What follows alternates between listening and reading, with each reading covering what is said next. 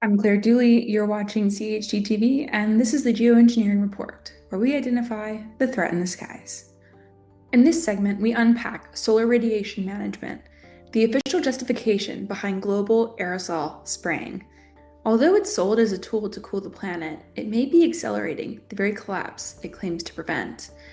Our expert Dane explains how programs like stratospheric aerosol injection are being deployed under scientific cover, with devastating ecological and health consequences.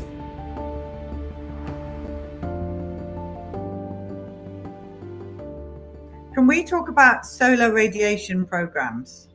What are they, and what are they causing damage? What's going on? Yeah, that's the premise under which all this is done. People need to stop and consider how much, quote, those who print the money, have already done to themselves. We've discussed this before, but the detonation of 2,400 nuclear bombs all over the globe, the building of nuclear power plants, all of which are going to go into meltdown as society collapses. We're going to have Fukushima times 442, and they're building 60 more. We're not dealing with sanity. We're not dealing with sanity. And the population is unfortunately behaving insane in their own way with their unwillingness to face what's happening and pretending it's all going to just go away. So the premise under which these operations are conducted, Polly, solar radiation management, stratospheric aerosol injection, cloud albedo enhancement, the list goes on. Those are the science terms of filling the sky with light scattering particles to block some of the sun's incoming thermal energy to slow down the warming of the planet. Again, this is the pharmaceutical approach to the planet's life support systems on steroids. Polly, how many commercials, you see these commercials on TV that the latest pharmaceutical with some strange sounding name and then a list of consequences so long, you wonder who in the world would take that, right? Herb quit smoking with Chantix and support. Talk to your doctor about Chantix and a support plan that's right for you. Some people have had changes in behavior, hostility, agitation, depressed mood, and suicidal thoughts or actions while taking or after stopping Chantix. You've seen those commercials. The next commercial is some law firm that is stating if you took last week's pharmaceutical and you're permanently damaged now, you can sue. And if your loved one committed suicide or was hospitalized for attempted suicide while taking Chantix, find out if we can help you. The cycle goes on. Unfortunately, with planet Earth, we have no other option once we've destroyed the miraculous life support systems, and that's exactly what's going on. And there's, again, we have a population, even in alt media, that's denying this. It's specifically denying the chemical cooldowns, which, depending on where people are in the U.S., if they're in the eastern half of the lower 48, that's the most consistently chemically cooled region on the entire planet for about a decade and a half. That's not nature. These flash cooldowns are not nature. They're chemically nucleating cloud moisture. That's why we get these 50-degree temperature swings in a day. And we have people in alt media claiming that's a sign of global cooling. No, it's not. It's a sign of climate engineering. We've tested this precipitation. It's highly toxic. It's got climate engineering, chemical ice nucleating elements in it, Polly. So we hope that people in alt media acknowledge the full truth, not blaming all the damage done to the planet on just climate engineering, which is also very destructive to our cause, in that it alienates those in the environmental communities who we need to admit to climate engineering when we deny every other source of damage.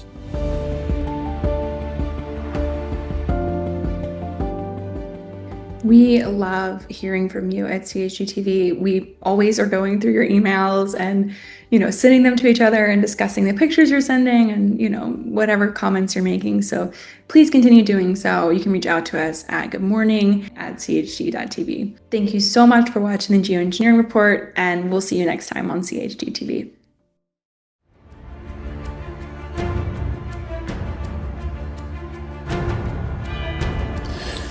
These two National Oceanic and Atmospheric Administration departure from normal high temperature maps set side by side provide a shocking contrast. They are polar opposites, each meteorologically and historically unprecedented, and are occurring back to back in a relatively narrow frame of time. How is this possible? These extreme and unprecedented weather whiplash scenarios are a direct result of massive climate engineering operations. The constant high-pressure heat dome that's yet again fried the western U.S. all summer long is a direct result of atmospheric manipulation, as massive radio frequency microwave transmissions are used to orchestrate the high pressure zones which spin clockwise in the northern hemisphere. This in turn spins the high level winds around the high pressure zone, leaving hot, dry, and stagnant air filled with geoengineering, moisture absorbing, desiccant particulates in the atmosphere. The extremely powerful HAARP ionosphere heater facility in Gulkona, Alaska is only one of many large radio frequency microwave transmission sites located around the world that are used for climate modification purposes. The extreme heat and dry conditions that the climate engineering operations create have spawned a recently labeled condition called, quote, flash drought. As expected, studies like the excerpt shown here from NOAA never mention the geoengineering elephant in the room and the extreme climate and environmental consequences that climate engineering is causing around the globe. Record wildfires continue to decimate what is yet left of Earth's forests. Though anthropogenic global warming is a major factor, global climate engineering operations are the single greatest piece of the puzzle relating to the accelerating worldwide forest fire epidemics. Why? Geoengineering completely disrupts the hydrological cycle, contaminates soils, coats the forest foliage with an incendiary dust from the particulate spraying fallout, fuels more dry lightning, destroys the ozone layer, which in turn releases immense UV radiation that fries forest foliage. The weather makers are able to temporarily and toxically cool down large regions with jet stream manipulation, as already mentioned, and with patented chemical ice nucleation elements that are a primary component of the ongoing weather modification operations. In order to utilize the endothermic reacting materials, abundant atmospheric moisture is needed. And this satellite image gives some perspective on how much moisture Hurricane Irma delivered to the eastern U.S., which the climate engineers utilized to create a massive engineered cool-down zone. The same operations were carried out with Hurricane Harvey. The temporary and highly toxic cool-downs come at the cost of an even worse overall planetary warming. In addition to the climate engineering cool-down operations, there's many other agendas being carried out by the atmospheric spraying and microwave transmissions, all part of the geoengineering programs. What was the result of Hurricane Irma's moisture that was effectively scattered across a huge swath of the eastern U.S.? An extremely anomalous, massive cool-down zone over the most populated regions in America. Why would the climate engineers do this? Why have they been carrying out completely engineered events like this at an ever-increasing scale for some 70 years? To confuse and divide populations in regard to the true extent of climate disintegration, to mask the true severity of the problem until the last possible moment, to keep business as usual for the military-industrial complex, who's been using weather warfare as a preferred covert weapon for 7 decades with no regard whatsoever for the catastrophic consequences. Though the patented chemical ice nucleation processes can and do create engineered snowstorms, like the event covered in this 2009 headline from Fox News, the chemical ice nucleating processes can and are also being utilized for creating extreme cool downs under formerly warm conditions. Cold, dense air sinks to the surface of the planet, creating a shallow but convincing to the population change of weather. But we must ask ourselves this: at what cost to the planet and the web of life do the climate intervention programs come? This is a copy of one chemical ice nucleation for weather modification patent. The highlights in this document are from geoengineeringwatch.org. The entire document can be found online by searching geoengineeringwatch.org Nolenberg patent.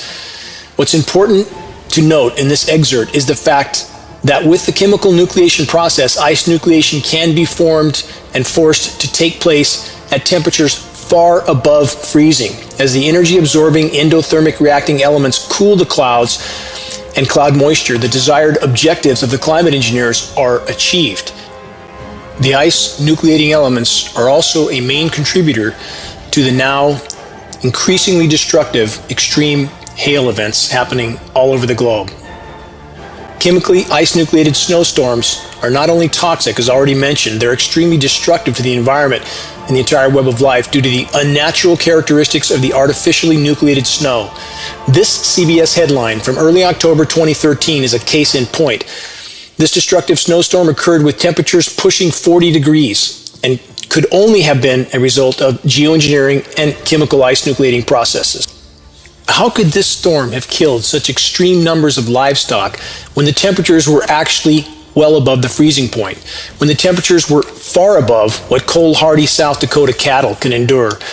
Chemically ice nucleated materials are extremely cold to the touch, thus they can and often do flash burn foliage and any other living organism they come into contact with. Also, in the case of the dead cattle, this must be considered. Chemical nucleated snow at higher temperatures carries an unnaturally high water content, which makes the snow extremely heavy and very adhesive. It sticks to the animal's hides, faces, and snouts.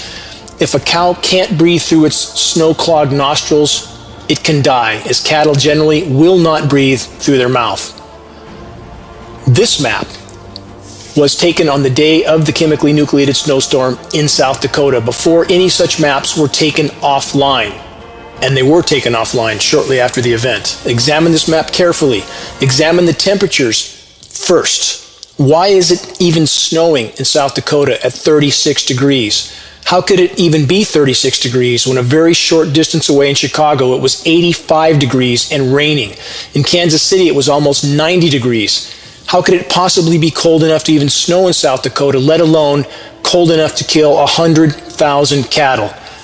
This horrifically destructive storm that occurred on October 4th, 2013 was most certainly a result of patented chemical ice nucleation for weather modification processes. A grand experiment yet again being carried out on American soil by our own government.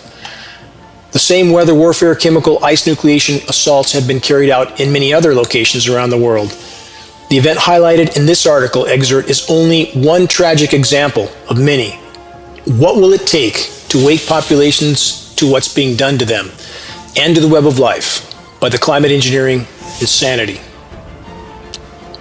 Chemical ice nucleation materials distributed over bodies of water can and have created the recent phenomenon of perfectly spherical ice boulders washing up on shores. Though this phenomenon is historically unprecedented prior to climate engineering operations, it's now occurring from the Baltic Sea to Lake Michigan. How many in academia are turning two blind eyes to so many glaring red flags that are a direct result of climate engineering? The NASA satellite image here, taken in the seas south of Greenland, reveals the completely unnatural sea surface ice nucleation patterns that are also a direct result of climate engineering and environmental modification programs, which include massive sea surface ice nucleation operations. A desperate attempt of the power structure to mask the full extent of our imploding polar ice caps. This NOAA departure from normal high temperature map is the current quote forecast or the schedule weather for the US from the period from September 19th through the 23rd. This scenario reflects a complete reversal of the freeze-fry temperature imbalances as compared to what has been the case in recent weeks in the continental US. The increasingly geoengineered extreme weather whiplash scenarios are decimating the environment and what is yet left of Earth's climate systems. Europe has also been enduring record heat waves, as much of the world has as well, and so much of this not reported by mainstream media, especially not to citizens of the US, or losing track of what's happening around the world. Western Europe is now going to be the recipient of a geoengineered cool-down event with the same climate engineering processes that are being carried out in the Western US. The extreme temperature imbalances shown in this departure from normal temperature map are a hallmark of ongoing engineered cool-down operations. This recent headline also points directly at climate engineering and patented chemical ice nucleation processes. Ammonium nitrate is a primary element in weather modification ice nucleation patents, like the one shown earlier in this video. Such elements would and likely have produced the symptoms in the UK beachgoers and the types of odors they reported smelling. Radical Whiplash scenarios are also occurring with the Greenland ice deposits, as this melt extent graph clearly shows. The wild up and down swings of Greenland's surface ice melt is revealing. This type of extreme fluctuation is in fact exactly what on and off chemical ice nucleation assaults or operations on Greenland would be expected to create. How warm are sea surface temperatures in the Arctic? Far above normal, with the heat continuing to escalate. So we should ask ourselves this: why are such unnatural patterns of slush and broken ice forming on sea surfaces with above freezing temperatures in so many cases? Temperatures too warm to support any natural ice nucleation whatsoever. How can so much damning information be hidden from public view in plain sight? And not only is there an illegal federal gag order on all NOAA and National Weather Service employees, which anyone, by the way, can examine by simply searching geoengineeringwatch.org illegal gag order. There's also a new contract between our government and private defense contractor Raytheon. Raytheon is neck deep in geoengineering operations, so they're tasked with giving scripts to the NOAA, National Weather Service personnel, scripts that state what the scheduled weather will be. Our so-called meteorologists are also reading the same scripts given to them by the geoengineers. The foxes are indeed running the henhouse. Global geoengineering is completely out of control and wreaking havoc around the globe. Where is it cool and where is it not? The blue zones on this global departure from average temperature map show the coming cool down zones that are currently scheduled by the climate engineers. The Western US, Western Europe, and Antarctica, where the recent collapse of the Delaware-sized Larsen Sea ice shelf has the climate engineers in a panic. The extreme imbalances revealed on this map are beyond alarming. Every operation carried out by the climate engineers is further fueling the overall planetary meltdown. Short-term, highly toxic cool-downs at the cost of a worsened overall warming. This is the fruits of geoengineering. The recent and continuing rash of hurricanes in the Atlantic Basin that the climate engineers have at minimum allowed to develop are being used as moisture pumps to prime the atmosphere with the needed water vapor for fueling solar radiation management and chemical ice nucleated cool-downs. This recent rash of hurricanes comes on the heels of a 12-year major hurricane landfall drought due to patented hurricane suppression technologies. And I would remind everyone that Hurricane Sandy was not a major hurricane. We're talking about major hurricane landfalls. And those who think that suppressing Earth's attempts to cool itself is a good thing, it's not a good thing. It's keeping a lid on a boiling kettle. The planet is warming rapidly, and to suppress the hurricanes in the Atlantic Basin is not only killing oceans, it's disrupting the entire hydrological cycle, many other downstream effects, not time to note those here. Interfering with Earth's natural systems yields very bad results, with no exceptions. All available information also makes clear that cyclones are actively being steered and manipulated. There is no question of this if, again, all available data is actually examined. There are indeed many other agendas being carried out by the climate engineers, along with those just mentioned. The complete contamination of the biosphere by the climate engineering heavy metal and chemical fallout is yet another threat posed by these programs. We must all pay attention to the bigger picture, to a global perspective. Only then can we correctly connect the dots. Climate engineering is the greatest and most immediate threat we face short of nuclear cataclysm. Finally, in closing, these 2 points must always be remembered and considered. There could be no legitimate discussion about the state of the climate without first and foremost including climate engineering. And there could be no legitimate discussion about climate engineering without first and foremost including the patented chemical ice nucleation processes. All of us are needed in the critical battle to sound the alarm and to raise awareness. Arm yourself with credible informational materials, which are available on the homepage of geoengineeringwatch.org. Help us sound the alarm. Time's not on our side. This is Dane Wigington with geoengineeringwatch.org.